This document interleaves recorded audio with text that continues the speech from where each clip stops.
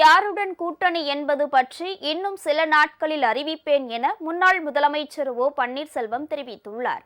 முன்னாள் முதலமைச்சர் எம்ஜிஆரின் 109வது பிறந்த நாளை முன்னிட்டு சென்னை அண்ணா சாலையில் உள்ள அவரது சிலைக்கு தனது ஆதரவாளர்களுடன் வந்து ஓ பன்னீர்செல்வம் மாலை அணிவித்து மரியாதை செலுத்தினார்.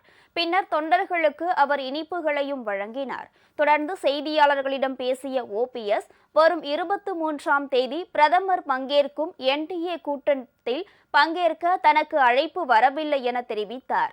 எடப்பாடி பழனிசாமி தலைமையில் தேர்தலை சந்தித்தால் அதிமுகவால் வெற்றி பெற முடியாது. அதிமுகவில் பிரிந்து கிடப்பவர்கள் அனைவரும் ஒன்றிணைய வேண்டும் என பிஜேபி வலியுறுத்தினாலும் இபிஎஸ் கேட்கவில்லை என்றும் ஓபிஎஸ் கூறினார்.